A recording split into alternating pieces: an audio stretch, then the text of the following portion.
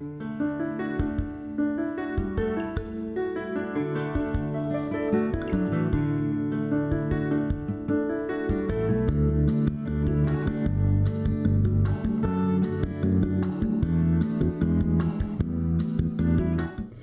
and welcome to another edition of It's About Money. I'm Nanette Nalkan. Thanks for joining us.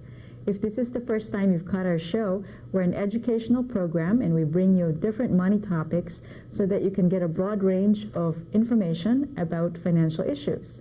It is not our intention to replace your financial advisor because there's no substitute to a comprehensive team of financial advisors, which may include a financial planner, an accountant, and an attorney.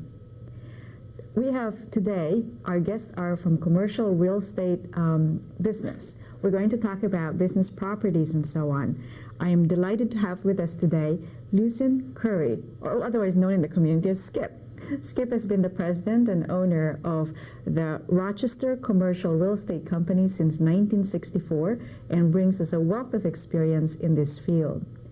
With him today is Bernie Fallon. Bernie Fallon is a sales associate for Rochester Commercial Real Estate. So we're here today to talk about different things about commercial properties and hope you're going to tune in. Welcome to our show. Oh, thank you. Thank you.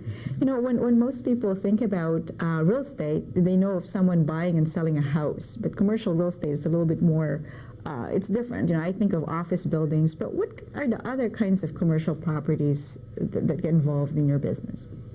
Well, we get a lot of small commercial properties, typically, such as gas stations, service centers, florist shops, you know, that sort of thing. Small investment properties that someone may have owned or, you know, picked up through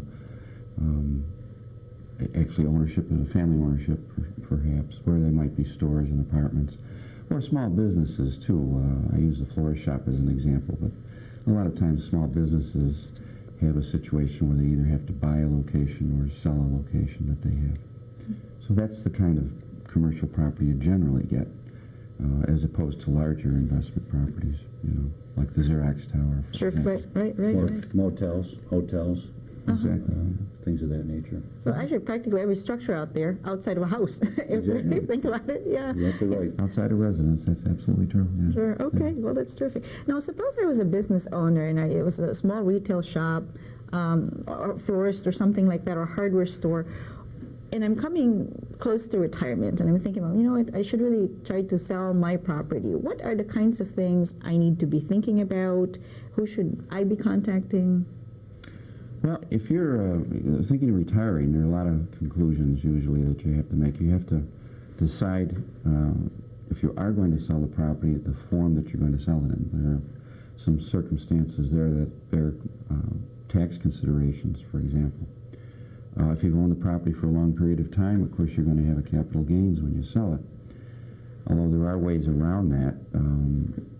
Since I guess the 1986 tax law, which forced real estate into a rather more difficult situation in selling with a high capital gains and not as much depreciation that you could claim on your property. Many buyers have used other forms of selling than just simply an automatic sale to someone. They've used installment sales, which have always been popular, where someone sells a property but takes back a mortgage. Mm-hmm. And by taking back a mortgage, of course, they have some advantages tax-wise. They only pay on the money they've received, or as they've received it. They pay their tax on that. Mm-hmm. Another way is through exchanges, where they might exchange the property with something else. They call them 1031 exchanges. You have to exchange the property that you own for one of like kind. A more complicated One of equal value, right? Right. Well, it can be unequal, but then you pay on the extra. Oh, so the tax, okay, got it, in the difference, all right. Mm-hmm. Another method, usually used in a little larger properties, is where an exchange is done through a donation process, where actually the owner of the property donates the property to a charity of his choice. Mm-hmm. Let's say a hospital. We had a recent one where it was donated to a hospital. The hospital in turn gave the donor a prepaid insurance policy, an annuity policy, so he had income coming in. Okay. Plus, he had a guarantee that when he died, the property would be passed along through the life insurance to his estate and his children, which was his major concern. And in return, the hospital wound up selling it to the eventual buyer who was involved in the transaction. So I say it's more complicated, but that's one way to reduce your tax obligations. Or defer it, at least, right? Yeah. Kind of a deferral. Yeah, you can do it that way. That's, So if I'm selling a business, I'm thinking of, okay, what are the financing options that might be available to me? What kind of tax ramifications there might be? I would also be thinking about charitable intent, perhaps. So something Perhaps. like that. Okay. What other things would prepare me to sell my business? I mean, are there things that I had done in the past that I need to consider? I mean, what Oh, absolutely. That's the problem with small business situations is that, and we all do that. I run a small business too. We put personal expenses into our financial statements. We pay for insurance policies on ourselves or health insurance, or we may pay for some car servicing when we don't use the car entirely for business purposes. So every time I deal with clients who have a small business operation or a small commercial property, frequently their income statements that they show, income and expenses, show personal expenses that are in there that have to be excluded because buyers are not going to pay for those things. But then on the other hand, a lot of buyers today, over my 35 years in experience, and more recently in the last 10 years, are a lot more knowledgeable, and they know their industry. If it happens to be like a florist shop, or let's take a restaurant, because it's a good example. Sure. Okay, great. A restaurant's closely associated with the real estate, but it's a business operation. The buyers know pretty much how that restaurant operates and the kinds of expenses that they would expect to see, payroll and let's say expenses for servicing that they might have. They may have someone come in to maintain the property, clean carpets and things like that. They know what they expect to pay, unlike the past. And so they'll remove those personal expenses from the statement that you may have as an owner and trying to sell it. And they're also very well aware of the marketplace. They don't simply look at one or two properties anymore. Typically, just like home buyers today, who look at maybe 15 or 20 homes to buy one. They look at 10, 15 properties before they buy, and so they pretty much have a good feel of the marketplace when they buy. So sellers should be aware of that. And when they took cash payments or they did things that they wouldn't normally do, those are difficult situations for a buyer because he's got to make his own analysis of what kind of income the property had and what kind of actual expenses of operation are. So he knows how much money he's going to receive. The net income, just like in your business, the net income that the property produces is the determinant of the value. Sure, absolutely. Because you can enjoy the property, view it, but if it doesn't generate anything, it's not going to put money in your pocket and pay your bills. It's a collector's item then, right? That's exactly right. Not a business venture. So a business owner then needs to look at how they appropriate their expenses, whether they mix in some of the personal expenses or items that they had within the business and how that might be viewed later on. Now, Bernie, a while back we were talking about financing. I mean, the bank could look at that differently too, right? I mean, if I was inputting information that was part of my personal expenses and the bank looks at that, I mean, that's how does that impact in terms of financing? Well, it would pull away or take away from the value of the business. If once it was understood what was the actual income and expenses of the business versus the personal, it would start to devalue the business. Sure. It should, in theory. Well, we had a mobile home park once that we were selling, and the owner of the property not only operated a mobile home park, but he had law practice. He also had a construction business, and it was all under, if you will, under one entity. Okay. And so it was very difficult for him to separate those expenses, for example. And the income is a little easier, but the expenses are sometimes more difficult to allocate. Which eventually you're trying to get to net operating income to value the business. Sure, absolutely. So if I were a bank and I was looking at loaning money to a seller, but then to a buyer, I'm sorry, then the seller has the financial records show that the net income is so low. how can I provide, the financing to the buyer if the income's not there? That's And the that's problem. the only verifiable documentation that's accepted too. Yeah. Sure. Potential won't sell a business. No. Although banks are a little more liberal in if they're used to the business they're in, Debbie, okay, they, when they have it appraised or they've analyzed it for their own internal purposes to put the loan on, they know that kind of industry and they know the kind of expenses are there, and so they can make some adjustments to what Okay. that income statement would be. But the long and short of it is, the more information you can provide that relates entirely to the real estate part of it, and separate that business interest and those personal expenses, the better off you are, because it makes it easier for everybody, the buyer and the bank, to finance. Sure, imagine. And plus the tax returns are really your legal documents that are submitted, and so it's kind of Yes, easier to well, validate they those always ask numbers. for those, don't they? And you've got to sign them. Oh dear. Okay, so that's the perspective of the seller. But actually, is it similar, like if someone was selling a house, they'd say, spruce up the house, paint a little bit more, bake some bread, things like that. I mean, for commercial properties, are there tips like that people need to be thinking about, or it doesn't really matter because it's different? That's a good question. I think it does matter somewhat. No one likes to move into a piece of property, a commercial property, and you have a lot of things to do. There are some programs available that allow you to do that and throw the improvements in as part of your purchasing. Sure, okay. So that you can finance those improvements. But it's just like selling a house, but a little less so. I don't think you need to spruce it up entirely, because you have to remember that almost anybody that buys commercial property is going to alter it to their use. I see, sure. And so let's say you have a small little office building and they go in, and the client that wants to buy it takes a look and says the partitions are too small. They're set up for small little departments or compartments for salespeople. That's not what I have. I need more of a workplace, a larger room. Sure. So he's got to take those all out. So Sure. normally in a commercial purchase, there's a lot more changes that are done than you would see with a house situation. Makes sense. And they're more expensive than you would have. Bringing in new electric or new telephones and things like that, or computer systems, networks, that's more expensive and takes more time. So, yeah, spruce it up, but you don't have to go overboard. Okay. I think the term you'll hear these days is flex space, use of flex space, flexible space, so you Okay. can convert it easily. I see, okay. Like the partitions and things like that that come in it. Okay. Like That's why you see a lot of I see, okay. offices now going into industrial areas, because they can take what would normally be considered a warehouse space, and it's open space, and divide it the way they want. It's more easily to work with, and cheaper usually. Sure. Oh, that's interesting. I always thought about, it's kind of nouveau thing. New York City used warehouses to put your .com company, but I didn't think of that. It's wide open space. You don't have a lot of things to tear down. You just put up what you need. And if you're a .com, if you're in and out in a short few years, it makes it a lot easier. That's right. Okay, what about from the buyer's perspective? Say I was buying a property and I look at the net income of the business and it's not that great. What are the other things that I need to do to protect myself, make sure that I'm buying the property at the value that it's really worth?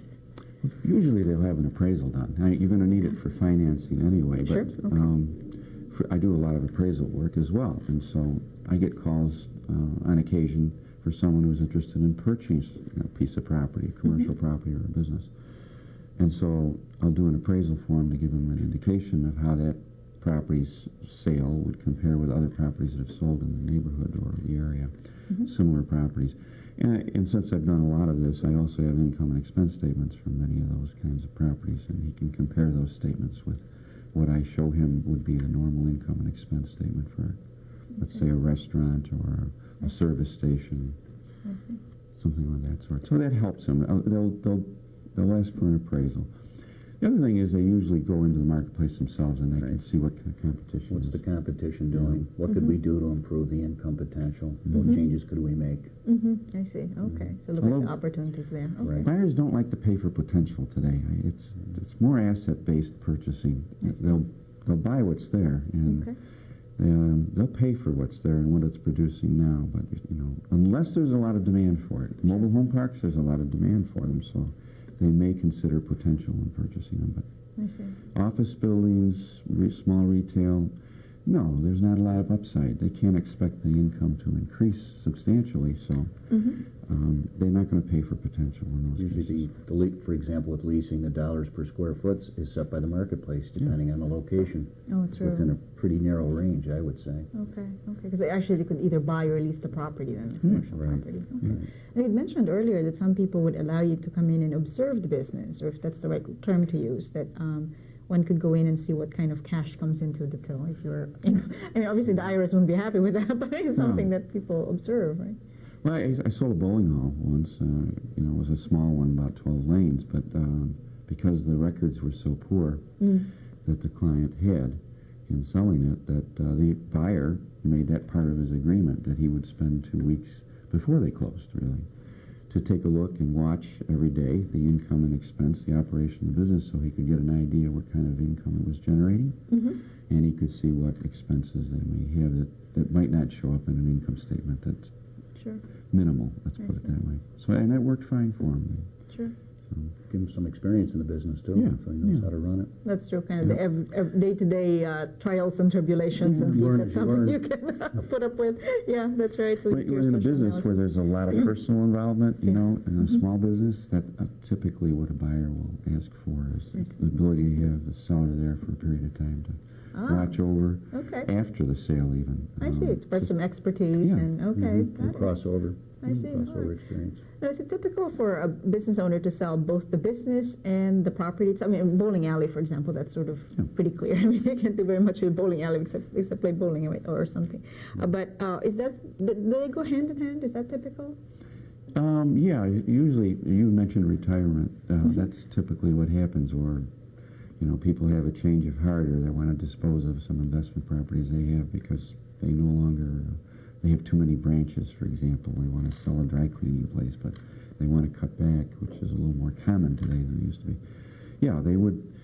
In those cases where they're selling something like that, they'd be selling the business and the real estate, and usually there are definitive differences in values. So the real estate's pretty easy to identify in its value from other real estate, and the business, of course, is going to be valued on the generation of income that it provides primarily. And so, as I said, some properties, such as restaurants, is one, maybe a dry cleaner where it's not just a drop-off, but an operating dry cleaner.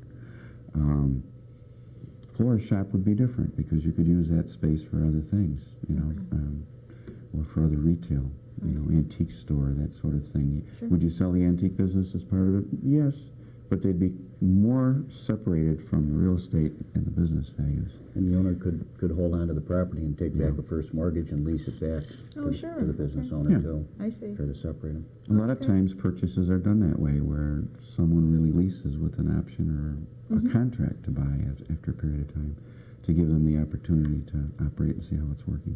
I see. Oh, that makes sense. So it's actually good for the buyer in that they don't have this big financial commitment. Yeah. In a way, it could be good for a seller as well. Yes. Make sure Good for that they cash flow, too. Sure. Okay. So it really depends on the situation. Okay. Now, what about inventory? Do most people sell inventory with the business if it's a retail shop type of thing, like a hardware yeah. store? Or? We have a convenience store where it was part of a larger operation, a mobile home park, but it's being sold, and the inventory is going to be done at cost at the time it's closed. It's usually done at cost. I They see. have to Considered an asset. some kind of identification of what the inventory is, and do an inventory, but also pay it at cost. So. I see. And that, I think, could be one of the difficulties in selling a business, is depending on what it is and how much you have, how quickly you can dispose of it. I see. Whether you sell it with the business or try to draw it down, I see. Okay. and which could affect the time frame for the Sure. sale. Sure. If I'm holding an inventory that was from 10 years ago, what's the Yeah. chance of that being sold now? Obsolete, outdated, It's right. an old part. Yeah. And sometimes there's a lot of regulation in that too. In a liquor store business, for example, inventory is regulated. The way you do it and so forth is regulated by the state liquor authority. Oh, I So see. you have to do it properly, or they're going Sure. to be concerned. So, Skip, Bernie, you were telling me about there's so many things to think about, and sounds like when a person is selling or buying a business or property, commercial property, they ought to be talking to people who really have a breadth of information Yes. that they can access. Not only saying, well, I don't really have experience in that area, but, you could say, well, we've, like in your case, your business expertise is mobile parks, right? Right. So you have a lot of information from around the country, in our area, so Yes. that you could do some comparisons and things like that. So it sounds like the data bank is so important. Yes, and someone that has experience and expertise in the field. I mean, I have 35 years experience, and my brother in the real estate industry, and probably all types of commercial property. That's been our specialty. Sure. So I think just as you might look to me to do a commercial sale, or Bernie, Mm-hmm. and that's our expertise, you'd also want to look for an attorney who had an experience Sure. in handling restaurants and the sale of restaurants, because he's going to be preparing the contracts and the agreements. Mm-hmm. You need someone like that. Someone that specializes in tax. Yeah, and that's a good CPA that would, and maybe he's been doing your books for years, and that's his expertise. You know, it would be, let's say, the dry cleaning business or whatever, or drive-in movies, whatever, Sure. bowling alleys. There are people who have that experience and understand, you know, the concepts that go with the way you set up your books and how you pay money out and so forth. That's important. It makes it a lot easier to make the transaction. Sure. Gotta keep all the professionals that can provide you with the expertise, so that Right. snags don't happen and you're not caught off guard and things like that. So okay, well, very You good. can even hire a tax attorney. I've done that in the past to get a opinion, Uh-huh. a tax opinion, which you pay for, on the results of a transaction. If you're doing something more complicated in the sale, as I mentioned earlier, Sure. and trying to protect yourself from taxes and paying too much, you might hire a tax attorney and ask him what the effects of the sale would be. I see. Okay. Help me out with the process, the cycle. Say I'm thinking of, again, I have a retail shop. I'm thinking of selling and coming close to retirement. What's the time frame that I ought to be keeping in mind? A while back, Bernie, you were saying that people need to think about this. Generally, with a listing, when we take a listing to try to sell a business, we would like to have upwards into a year. I It can see. take that long depending on the market value and the price on the business. I see. Okay. And the demand, Sure. for other Obviously, things. supply and demand. Hey, most commercial properties are 6 months to a year is what you figure the selling time would be. Sure, okay. It takes time to expose it. It's sort of like, I call it the pyramid of buyers. When you're dealing with residential, obviously that's the bottom of the pyramid. There are many, many buyers. Sure. But when you're dealing with commercial, and depending on the price of it as it goes up, you continually weed out buyers. And so you get towards the top, like Xerox Tower, how many buyers are there? Right. So, I mean, that's the top of the pyramid. There are only a few buyers, and if you catch them when they're not interested, you'll have to wait. So it's true of any commercial property, especially with something that's unique. Sure. A bowling alley, for example. There aren't that many buyers for a bowling alley. It's a special kind of project. Sure. So you have a limited number of buyers. You may have to wait for a longer period of time Sure. to find that buyer. Okay, so unlike a home, if I was selling a home and it took more than 2 months, I'd be a little impatient. Okay, what's happening? There's no action here, A little different, longer time span than life cycle. That's correct, Okay, I yeah. see. And actually, for some, I mean, you're saying about unique buildings, like a major corporation. I know, like American Express, they sold their building that they had owned 15 years ago, but they leased it back. Yes. So it sounds like that's also an option. And there might not be a lot of buyers, but you might be the leasee of. Okay. I think, there is a financial consideration too, because sale and the leaseback are related. How much rent do you want to charge to try to get the cash? I see. Which is what I think the Xerox Tower is one of the concerns right now. They'd like the cash up front, but who's going to pay the rent to get back X number of millions of dollars? I see. Okay. Yeah. So if I get this cash from my property and I'm going to lease it back, I have to take that into consideration. The more money I get from my property, probably the higher the lease is The going higher to be. the rent. Exactly. Okay, I see. That makes sense. Now, what about, you talked earlier about lease backs and things like that. What are other financing options that are available? Talked about the Well, you have conventional financing, which means you go to a normal bank. When you're dealing with small commercial, it's a little more difficult. The banks are more limited, and you can expect to pay a higher interest rate. Probably, I don't know, I've seen some ads anywhere from 8 to 10%, or even a little higher, depending on the type of industry. If you're a larger business, you're going to pay a rate closer to prime, which is 7% right now. Although seems to be a lot of hitching the interest rate to treasury bills, for example, rather than just prime rate. So there's a variety of situations, but small commercial properties are more difficult to borrow against in conventional fashion. The SBA, of course, when we had tighter money, and even today, is a much stronger business entity to do financing. It doesn't do the financing itself, but it provides guarantees. Currently, for example, the SBA will, I think their limits are $2 million, Okay. and they will provide up to a $1 million guarantee on a small business. But most of the loans that they have are probably in the range of $200,000, $300,000. But the advantage with SBA is it gives the bank a guarantee. If there's a failure, then there's a guarantee and the bank doesn't get hurt, so they're more willing to do that. But it's a more complicated process. It takes more time. But it does also offer the advantage from the borrower of including things that would not normally be considered in a loan, such as inventory financing, equipment financing, even working capital. They'll provide you some working capital, but you have to have a good, strong business plan and good credit. If you give them a good program, they'll finance all of that as part of their program.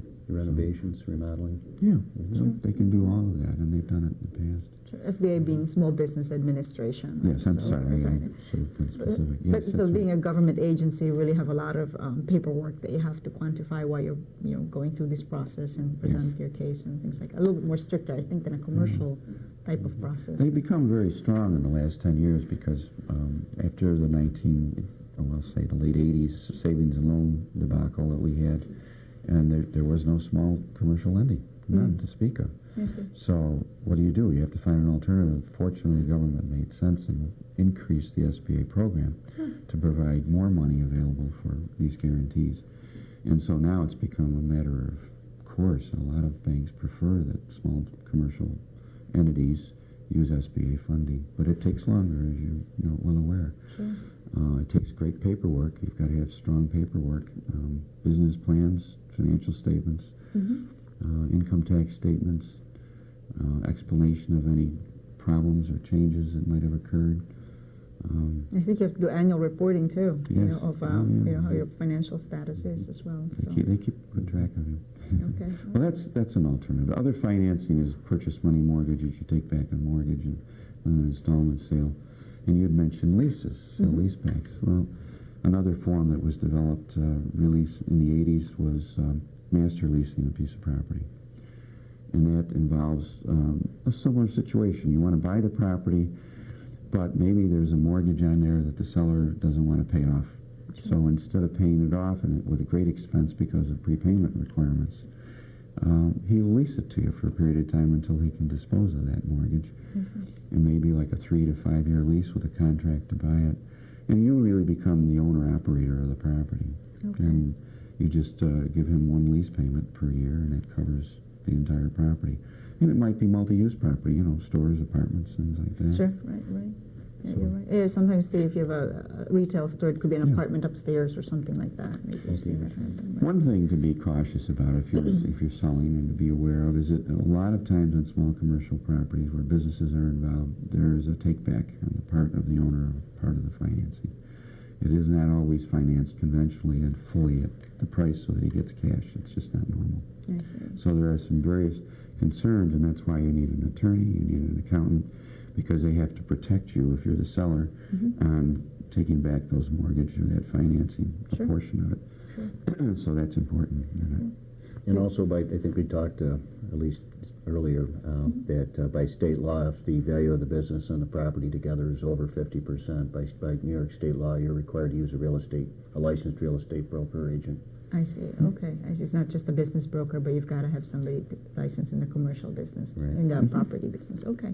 Oh, that's really interesting. So there's so many factors to think about, not only just selling the property right now, but also the financing that happens after that. Yes. Because you might unload the property, but you've got to make sure you're getting your money in the future. So you've got to think about all these different, making sure you have all the professionals that help you along the way. You don't want the property back. Yeah, right. That's right. You shouldn't even change your mind about what you're doing. Yeah, you're right. Oh, it's back again. I've seen that happen. But again, it depends on the industry. If you're in an industry which is volatile, restaurants, for example, there chances are that you may wind up with the property back at least once. Sure, right. Because it's a volatile business. And other businesses which are more stable, no. You won't have to worry about that. But Sure. Oh, interesting. I actually know of one situation where there was the owner financed the sale, and the buyer made 2 payments and then didn't make any subsequent payments. So the seller got the property back and the money that had been paid to him, so it's kind of neat. Yep. So, I mean, there are some protections there, and that's one of them. And of course, getting personal guarantees of buyers it would be of utmost importance, although of course there's reluctance on the part of buyers to provide that. But I mean, if you're selling something where you're going to have to take back a substantial mortgage, that was something you would need, or other collaterals. In other way, I mean, you really have to put yourself in the mind of the bank, which is the bank's going to require some of those things. Why shouldn't you if you're selling the property and providing financing? Smart business planning, anyway. Okay, great. Boy, we covered a lot of topics. You guys really brought a wealth of information for our viewers today. I really appreciate that. And do you have any final words of wisdom for people to think about in terms of buying and selling a business? I think be cautious. Put together all your paperwork if you're going to be either buying or selling, and be well aware of the marketplace. Do your own investigation of the market as well as hire professionals to help you out on that, because it's a long process and complicated, and you do need more advice than you would in selling a home, to be honest. To understand the financial implications and the tax consequences. Oh, terrific. Thank you. Thank you very much. Really appreciate your time, Bernie Fallon and Skip Curry of the Rochester Commercial Real Estate. They're located at 40 Humboldt Street in Rochester, New York. We really appreciate their expertise in coming to talk to us today. Oh, thank you. Thank you. And thank you, our viewers, for joining us. Until next time, I'm Nanette Nauken from It's About Money. And if you'd like to email me with questions or suggestions, please email me at nnocon@aol.com. That's nnauken@aol.com. Until next time.